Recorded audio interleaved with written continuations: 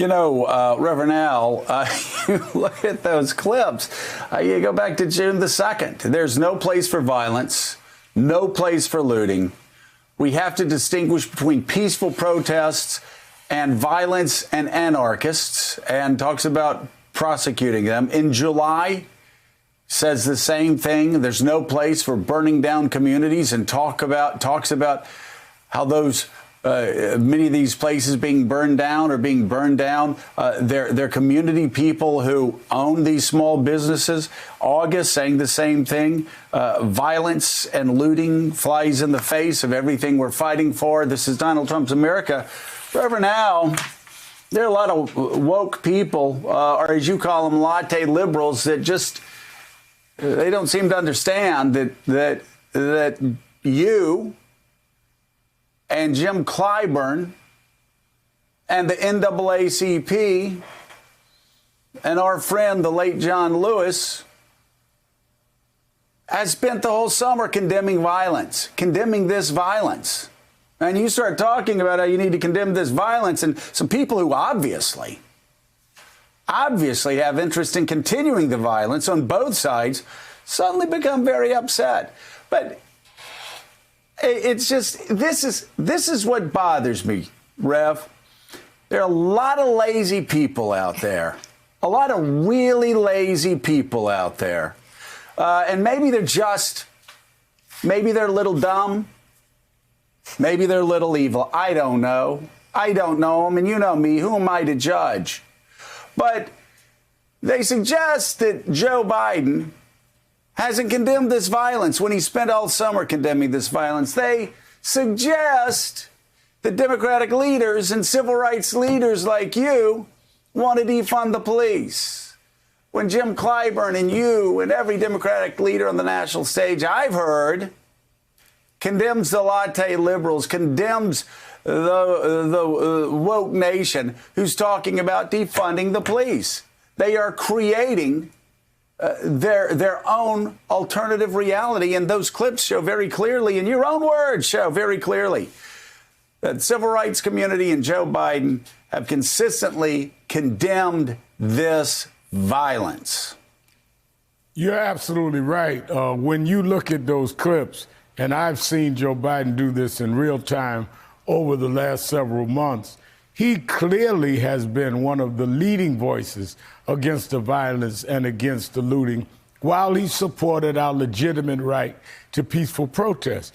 And let me be clear, people that are violent on either side are undermining what we are trying to achieve in terms of having policing that is fair and equal. Even those latte liberals that make excuses for violence on the left. I'm as angry as any black man in America. I've been fighting these issues for decades. You can't be more angry than I am to see having to keep going through this.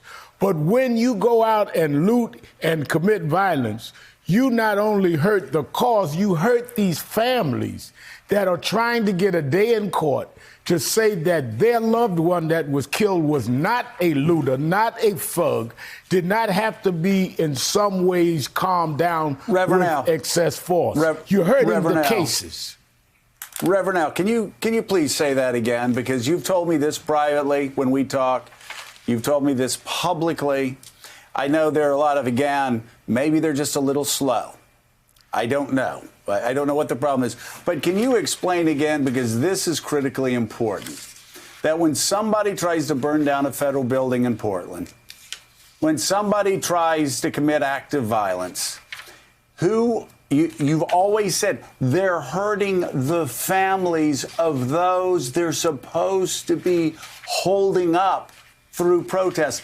Explain again how you've seen this in the past and how it actually makes it harder to get juries willing to convict those who have killed black men for no good reason.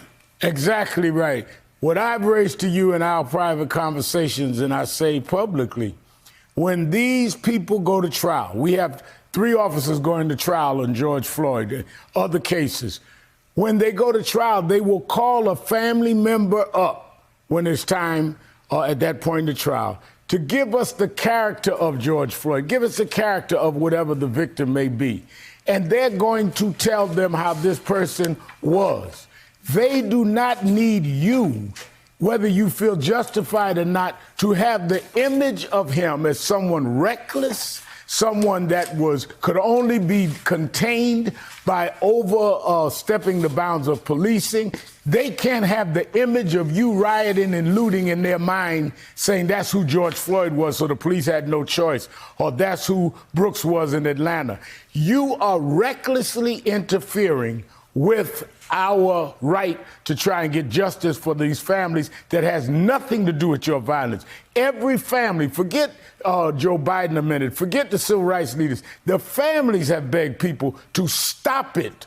Don't use our victimized loved one as a prop to get off your emotions or your agenda. Stop it. Respect the fact that these people died and want their dignity not to be interrupted before they seek justice. Otherwise, you are victimizing them for the second time. Thanks for checking out MSNBC on YouTube, and make sure you subscribe to stay up to date on the day's biggest stories. And you can click on any of the videos around us to watch more from Morning Joe and MSNBC. Thanks so much for watching.